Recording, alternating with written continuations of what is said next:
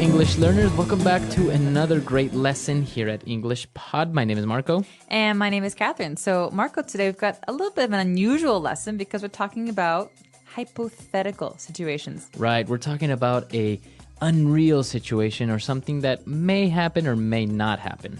Okay, so you're going to hear all about this in today's dialogue. We're going to hear it a couple of times. When we come back, we'll be breaking it down for you so you know all about these great phrases and how to talk about not real situations with your friends. Okay, next question. If Eric asked you out on a date, what would you say? Duh, I would say yes. Eric is the most popular kid in school. Okay, my turn. What would you do if you won the lottery? Let's see. If I won the lottery, I would buy 2 tickets for a trip around the world. If you buy me a ticket, I'll go with you for sure. My dad would freak out if I even mention a trip like that. All right, this is a good one. What would your mom say if you told her that you're going to get married? If I told her that, she would faint and have me committed. All right, so I think that was clear and, well, a very common situation. 2 teenage girls talking to each other about, boys and what would you do and da-da-da. Guys do this too, so don't just put this on the girls, okay? I don't think we do it like this, though. No, but it's actually a very popular game in the car to play, the what if game. The what if game, Yeah. Exactly. And that's exactly the topic that we want to talk about today is the structure what if, which is actually called a conditional. All right, so conditional because the result, the thing that happens, depends on something else. Exactly. So let's actually take a look at the words in today's language takeaway before we talk about all this grammar stuff. Language takeaway. Okay, so we'll start out with some basic words. They were talking about guys, and she said if Eric asked you out. Right? So to ask somebody out. Okay, so this might be a little bit strange because you think, okay, to ask is to ask a question. But to ask out, it's a fixed phrase. It's something you say. These 2 words go together, right? So I want to ask someone out. It means I want to invite someone on a date. On a romantic date, usually. So yeah, I want to ask him out to dinner, or he asked me out to the movies.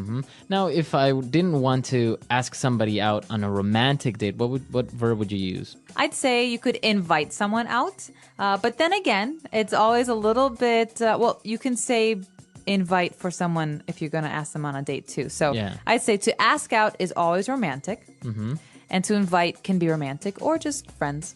Okay, so to ask somebody out. Now, they were talking about other situations. Maybe they would go on a trip or something. And she said, my dad would freak out. This is a great phrase. This is something that I used a lot when I was a teenager. The word freak out? Freak out. So the verb to freak out means to be really angry or upset, or, it could be a good thing or a bad thing. But usually when we're talking about our parents, it's a bad thing. It's a bad thing. So they get angry. They start yelling at you. Yeah, so Freak out. Freak out means like overreact. All right. And the last word that we have on language takeaway today is committed. Well, let's look at the whole phrase. He says, she would have me committed. So this is actually being done to someone. Now, we did look at this word before, but basically for marriage, right? To commit to somebody, to promise.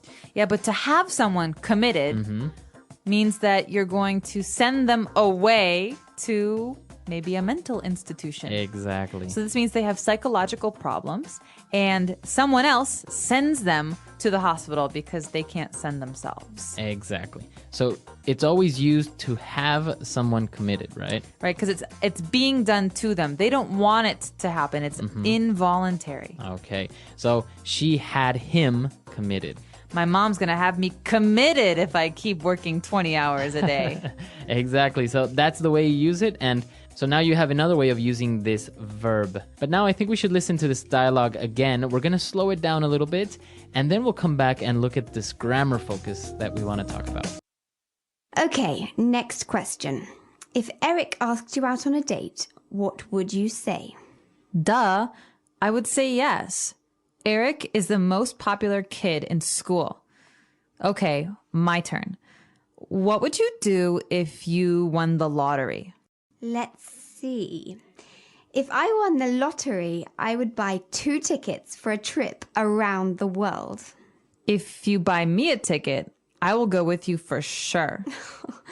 My dad would freak out if I even mention a trip like that. All right. This is a good one. What would your mom say if you told her you were going to get married? If I told her that, she would faint and have me committed. All right, so we understood all the vocab now. Now let's take a look at these unreal situations and what we were saying, the what if game. Right. So I think it's important to push these into two different categories, right? We have one kind where it's very unrealistic. It's probably not going to happen, that kind of situation. And the other one is a situation that could very well happen, something that's probably very common. Okay. So the first one we're going to talk about is very unrealistic situations, things that probably won't happen. Okay, so let's take a look at an example that we found in the dialogue. The most common one, and I think everybody gets asked this question, is if you won the lottery, what would you do? Okay, if you won the lottery. So this is a situation that's very uncommon, right? Not many people win the lottery. So we have to say, if you won the lottery. So we use this verb in the past tense. If you won the lottery, if this happened, what would you do? Right. All So, right. Catherine, if you won the lottery, what would you do? If I won the lottery, I would buy a boat and sail around the world with my friends. All right. So another example, again, using the same structure, right? The verb in the simple past tense, we would say, if you were stuck on an island with one other person, who would that be? All right. So if you were stuck on a desert island with one person, who would that person be? So Marco, I'm going to ask you, who would it be? I think it would be an engineer or a scientist that could probably get me off the island. What about your girlfriend? No, well, that's the point. If I can get to her quicker. Oh, okay.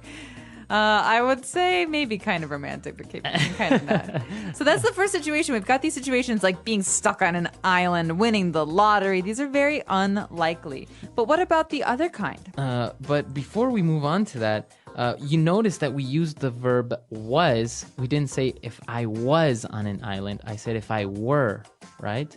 Or if you were. So this is the way that you use it in these conditionals. If I were you, or if you were president of the United States. Yeah, this is a rule. So this is a grammar rule. We're not going to describe why it happens because it's very, very complicated and you can look it up on our site, but we're going to describe how to use it. That's the most important. So we can say, for example, Marco, if I were you, I would dye my hair red. Why? I don't know. I think it would look cool. I don't think so. So if I were you, I would. Or if you were me, what would you do? Exactly. So we always use it like this, right? If you're going to use this conditional, always use were for the subject, never was. Right. So you can tell this very, very big grammar issue. A lot of English speakers make this mistake. Yes, very many. So, but now you know that you shouldn't make this mistake and you can speak properly. All right. So now that we've seen these semi-unreal situations, let's move on to something that's a little bit more probable that it may happen. Right, so we've got these situations that are common or likely. For example, in this lesson we hear, I will go with you for sure. So this is, if you buy me a ticket to travel, of course I will go with you. So if you buy, this is in the present tense. If you buy, then I will. Right. Right. So now you notice the difference. The verb is in the present, and then we use, instead of would, we use will. So again, I can say, if it rains tomorrow, I will stay home and watch TV all day. Okay, so think about this. Before we talked about going to desert islands. Now we're talking about rain and the weather. They're very, very different. The rain is very common. So we can say, if it rains tomorrow, I will need an umbrella. What about this? If we have lunch tomorrow, what will we eat? Okay, so we have lunch pretty much every day, right? Yeah, pretty much. So again, it's a situation that is very probable. So if we have lunch tomorrow, we will probably eat, I don't know, pasta. I think I'm feeling like pasta tomorrow. Pasta? Yeah. Some noodles? Yeah. All right, so Marco, let's take another listen to some of these phrases and try and figure out, while you're listening, which kind of conditional it is, first or the second. Example 1. If it's sunny today, we will go to the park. Example 2. I would get a divorce if I were you. Example 3. Mary will be very sad if Joe leaves. Example 4. We wouldn't be so late if Nick drove faster. Very good. So we heard different examples, and the first conditional is the one that we mentioned is very probable, and the second conditional is the one that's not so probable. So they're very easy to distinguish. You don't really need to know the names, just know how to use them, right? Exactly. And so just remember, if you were me, what would you do? We've got these kind of pairs, these words that go together. And the other one is more common. It's if it rains tomorrow, I will bring an umbrella. Perfect. So why don't we listen to this dialogue for the last time, just to kind of reinforce everything, and then we'll come back and talk a little bit more. Okay, next question. If Eric asked you out on a date, what would you say? Duh. I would say yes. Eric is the most popular kid in school. Okay, my turn. What would you do if you won the lottery? Let's see. If I won the lottery, I would buy 2 tickets for a trip around the world. If you buy me a ticket, I'll go with you for sure. My dad would freak out if I even mention a trip like that. All right, this is a good one. What would your mom say if you told her that you're going to get married? If I told her that, she would faint and have me committed. So, Marco, if we talk any more about grammar, someone's going to have me committed. It is a little bit difficult to talk about grammar, especially on a podcast, because it's such a difficult topic and it's also kind of heavy, right? It is, but I'll tell you this. These are very, very common phrases. People use these all the time. We talk in hypotheticals very often. Yeah. So if you're asking for advice, for example, or if you're just playing a game in the car, you're going to encounter these, and it's very important to be able to know how to use them. So, and this is what we want to see now. Please come to our website at englishpod.com, and you have a million questions. You have a million hypotheticals that you can leave on our website. So let us know. Ask us the craziest, funniest, weirdest questions that you can, right?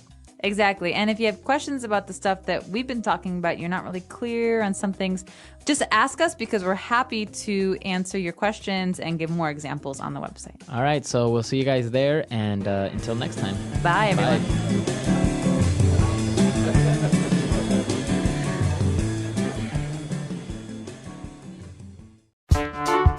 The English Pod Audio Review. Listen to the meaning, then say the vocabulary word. To be in the place of someone. Be in your shoes. To lose one's nerve, become suddenly anxious. Freak out. An instance of spending the night as a guest at another's home. Sleepover. To request a date. Ask someone out. Suppositional, uncertain. Hypothetical. Put in a mental hospital. Commit.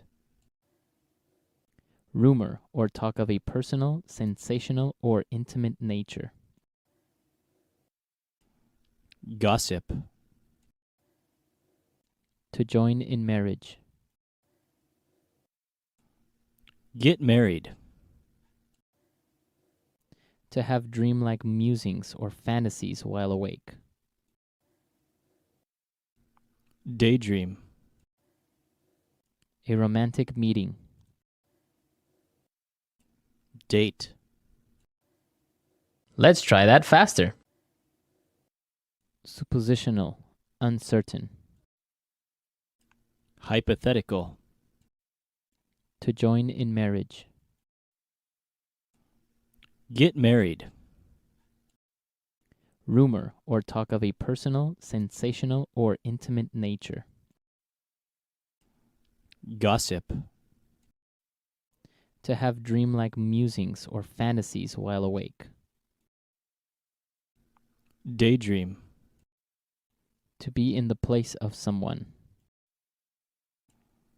Be in your shoes. Put in a mental hospital. Commit. A romantic meeting. Date. An instance of spending the night as a guest at another's home. Sleepover. To request a date. Ask someone out. To lose one's nerve, become suddenly anxious. Freak out. Now say the word and hear it in a sentence. Ask someone out.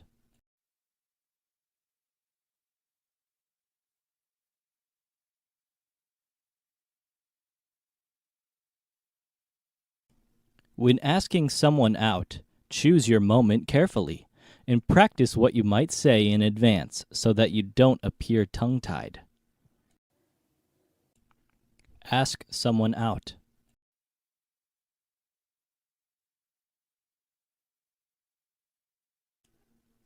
I heard you asked your new neighbor out on a date. Ask someone out.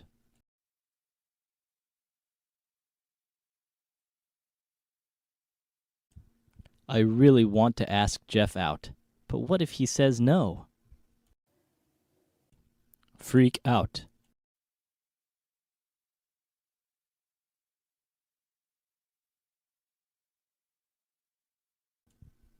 Oh my gosh. I'm going to meet Justin Timberlake. I'm totally freaking out. Freak out.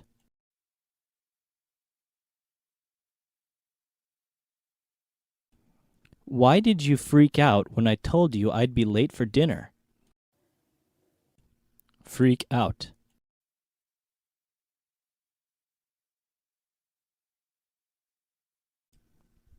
Don't freak out. We can solve this problem in 5 minutes.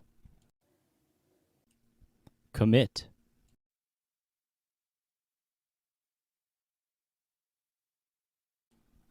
The judge had him committed to a mental institution. Commit.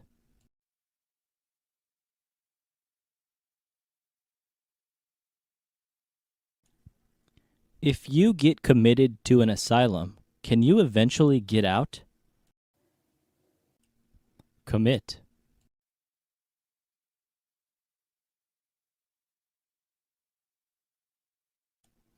He was committed to 50 hours of community service for his crimes.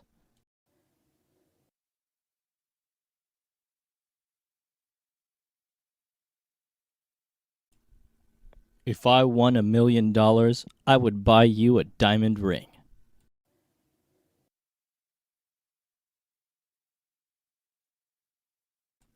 We wouldn't be so late if Nick drove faster.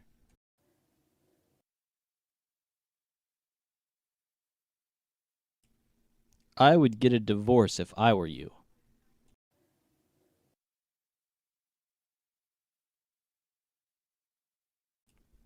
If it's sunny today, we will go to the park.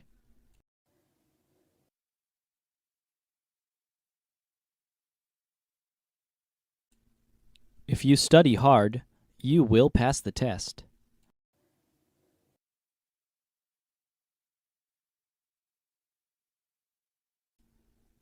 Mary will be very sad if Joe leaves.